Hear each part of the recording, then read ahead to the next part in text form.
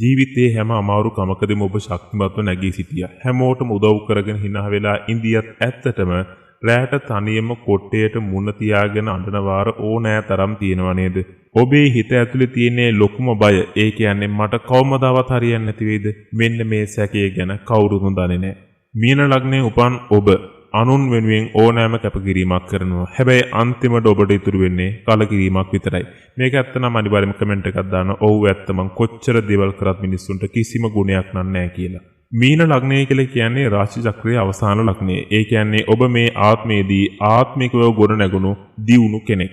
ඔබට තියෙන්නේ අමුතු ඉවක්. කෙනෙක් දෙස බැලුව සැනින් ඒ කෙනා බොරු කරනවද නැද්ද කියන එක ඔබට දැනෙනවා. හැබැයි ඔබේ කරුණාව වැඩි නිසා ඔබ ඒ රැවටීම ඉවසනවා. අද මම යන්නේ හැමෝටම පේන ඔබේ කරුණාවන්තකම යට හැංගිලා තියෙන තවමත් මතු කරගන්න බැරුණුවේ මහා පින් බලය සහ ධන වාසනාව මතු කරගන්නේ කොහොමද කියන කාරණාව සහ ඒ සඳහා කළ යුතු රහස් ප්‍රතිකර්ම ටික. මේ මීන ලග්න හිමියන්ගේ ධන වාසනාව ගැන කතා කරනකොට ජ්‍යොතිෂිතා බලවත්ම ගජකේසරී හෝ ධනයෝග ඔබේ කේන්දරයේ තිබුණත් ඒවා ක්‍රියාත්මක නොවී තියෙන්නේ එකම එක හේතුවක් නිසා. ඒ වෙන මොකක්වත් නෙමේ, ඒ තමයි ඔබේ හිතේ තියෙන එක්තරා දුර්වලකමක්. ඒ වගේ මේ වීඩියෝ අවසානයේදී මම ඔබට කියනවා කහපාට සහ දීර්ඝමේ දේවල් සම්බන්ධයෙන් ඔබ කරන එක්තරා වැරැද්දක් නිසා ඔබ කොතරම් පින් කළත් ඔබ කොතරම් ප්‍රතිකර්ම කළත් ඔබේ ධනය ගිලිහී යන ආකාරය ගැන. ඒ රහස දැනගන්න කලින් අපි බලමු ඇයි මේ තාක්කල් ඔබ කොතරම් උත්සාහ කළත් දියුණුව පමා වුණේ කියලා. විශේෂයෙන්ම මේ කාලේ ඔබ ඉතාම පරිස්සම් විය යුතු එක්තරා පුද්ගලයෙක් ගැන මම මේ වීඩියෝ මැදදී හෙළි කරනවා. ඔබට මේ ප්‍රශ්න ඔබේ වරදින් කියලා හිතනවා නම් ඇත්තට මේකෙම නෙමෙයි. මීන ලග්න හිමියන්ගේ ලග්නාධිපති වෙන්නේ ගුරු හෙවත් බ්‍රහස්පති ග්‍රහයා. පසුගිය කාල වකවානුවේදී ගුරු ග්‍රහයාගේ ගෝචරය සහ සෙනසුරුගේ අපල තත්වය නිසා විශේෂයෙන්ම ලග්න ඒරාෂ්ටක තත්වයක් තිබූ නිසා ඔබ ජීවත් වුණේ හරියට නිකන් හිරගෙදරක ඉන්නවා වගේ හැඟීමකින්. කලගුණ නොදන්නා මිනිසුන් ඔබ අතින් කොච්චර උදව් ගත්තත් කිසිම වෙලාවක ඔයාට උදව් කරන්නවත් ඔයාට ඕන වෙලාවෙදිවත් එයාලා ඉඳියේ නැහැ. හැමතිස්සෙම කරේ ඔයාව මගේ හැරි එක. ඒ විතරකුත් නෙමේ ඔබේ අතේ මුදල් රැඳුනේම නැහැ. එනවා විතරයි හදිසි ලෙඩකට අනුන්ගේ ප්‍රශ්නයකට ඒ මුදල් වැය වුණා. ඔබට පුදුම විදිහේ මානසික පීඩනයක් තිබුණා. ඔබට හිතුණා ඇයි දෙයියනේ මට මෙහෙම වෙන්නේ? මම කාටවත් වරදක් කළා නෑනේ කියලා. මතක තබා ගන්න මීන ලග්නය කියලා කියන්නේ මෝක්ෂ රාශිය. ඒ නිසා විශ්වය ඔබව පරීක්ෂා කළා. ඔබ විඳපුවේ පීඩනය, ඒ අවමානය දැන් අවසන් වෙන්න යන්නේ. ඔබේ ඒ රාෂ්ට්‍රක අපල දුරු වී පෙරපින් මතුවන කාල සීමාවට දැන් ඔබ ඇතුළු වෙලා ඉන්නේ. ඒකට අවශ්‍ය කරන්නේ පොඩි තල්ලුවක් විතරයි. ඒ කියන්නේ දැන් මම ඔබට ඊළඟට ඉදිරිපත් කරන්න යන්නේ ඔබටම ආවේනික සහ ඔබ අනිවාර්යයෙන්ම කළ යුතුම ශාන්ති කර්ම සහ ප්‍රතිකර්ම ආදී කිහිපයක්. මීන ලග්න හිමියන්ගේ පෙරපින සහ ධන වාසනා මතු කර ගැනීමට නම් ඔබ ලග්නාධිපති හෙවත් ගුරු සහ ධනස්ථානාධිපති වෙන කුජ කියන මෙන්න මේ ස්ථාන දෙක බලවත් කරගත යුතුයි. ඒ සඳහා අනුගමනය කළ යුතු සරල නමුත් අතිශය ප්‍රබල ශාන්ති කර්ම කිහිපයක් මම ඔබට මේ විදිහට ඉදිරිපත් කරන්නම්.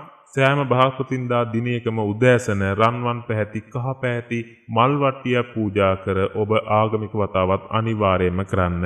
පිරිසිදු මීපැණි බිඳුවක් අනිවාර්යෙන් හැමදාම දිවේ ගන්න. මීපැණි කුජ සහ ගුරුගේ සංකල්පනයන් ලෙස සැලකෙන අතර ඒ ඔබේ වාක් ශක්තිය සහ ධනය ආකර්ෂණය වැඩි කරන්න හේතු වෙන ප්‍රතිකර්මයක්. ඊළඟට ඔබ ජලය සමග ගනුදෙනු කළ යුතු ආකාරයක් තියෙනවා. මීන රාශිය ජල රාශිය.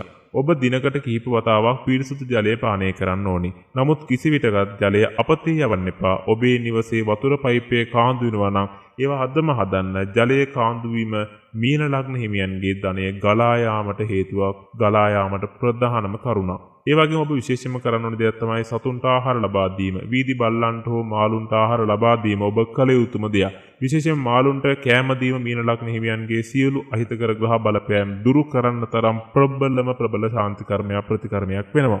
ඒ වගේම මම ඔබට කිව්වා මේ වීඩියෝ මැදදී ඔබට රහස් උපදේශක් මම ලබා දෙනවා කියලා. මම දැන් ඔබට ඒ උපදේශය තමයි ලබා දෙන්න සූදානම් වෙන්නේ. ඔබේ දියුණුවට බාධා කරන ඒ රහස තමයි ණයට දීම සහ ඇපවීම. මීන ලග්න හිමියන්ගේ අනුකම්පාව නිසා ණයට සල්ලි දීලා ඒවා ආපහු ගන්න ලැබෙන්නේ නැහැ. ඔබ අද සිටම අදිෂ්ඨාන කරගන්න ඔබේ පෞද්ගලික ඉතිරි කිරීම කිසිම කෙනෙකුට ණයට දෙන්නේ නැහැ කියලා. ඔබ ධනය රඳවා ගැනීමට නම් නැහැ යන වචනේ පැවසීමට ඉගෙන ගන්න. පින්කම් සහ සමාජ සත්කාර ආදියත් ඔබ අනිවාර්යයෙන්ම සිද්ධ කරන්න ඕනේ. ඔබේ ලග්නයට අනුව වයසක අසරණ වූ ගුරුවරුන්ට හෝ වැඩිහිටියන්ට අනිවාර්යයෙන්ම උදව් කරන්න. ඔවුන්ට අවශ්‍ය කරන බෙහෙත් හෝ ආහාර ලබා දීමෙන් ගුරු ග්‍රහයා ප්‍රසන්න වී ඔබේ ජීවිතයට නොසිතූ වාසනා ගෙනෙනු ඇත. මෙන්න මේ ආකාරයෙන් ඔබට පුළුවන් ඔබේ පෙරපින් මතු කරගෙන ධන වාසනාව ළඟා කරගන්න ඔබ උපතින්ම රැගෙන ආවේ අතිවිශාල පින් බලයක්. ඒ බලය මතු කරගන්න නම් ඔබ මුලින්ම ඔබට ආදරය කරන්න ඕනේ. අනුන් වෙනුවෙන් දී වෙලා යන එක නතර කරන්න. Tamanගේ දියුණුව ගැනත් හිතන්න. මේ දේවල් අහද්දී ඔබට මොකද දැනුනේ? ඔබේ ජීවිතයේ වෙච්ච රැවටීම් අතහැරීම් වගේ දේවල් ඔබට දැනටමත් වෙලා තියෙනවද? අනිවාර්යෙන් මේ හැම දෙයක්ම පහලින් කමෙන්ට් එකක් විදිහට තියන්නේ වගේම වැදගත්ම දේ ඔබට තියෙන ඕනෑම ප්‍රශ්නයක් අනිවාර්යෙන් පහලින් කමෙන්ට් එකක් විදිහට දාලා තියන්න. මං ඔබේ සියලුම ප්‍රශ්න පෞද්ගලිකවම බලලා ඔබට ඒ සඳහා වෛදික ජ්‍යොතිෂ ශාස්ත්‍රයට අනුව කළ හැකි ප්‍රතිකර්ම තියෙනවා නම් ශාන්ති කර්ම තියෙනවා නම් ඒ සියල්ලම ඉදිරිපත් කරනවා. ඔබේ ජීවිතය අදට වඩා හොඳ හෙට දවසක් ලබා ගන්න අවශ්‍ය කරන මඟ පෙන්වීම අනිවාර්යයෙන්ම අපි කරනවා. ඔබ කිසිම වෙලාවක හිතන්න එපා ඔබ තනි වෙලා කියලා. විශ්ව ශක්තිය සෑම වෙලාවකම ඔබත් එක්ක ඉන්නවා කියන ඔබ හොඳින් මතක තියාගන්න.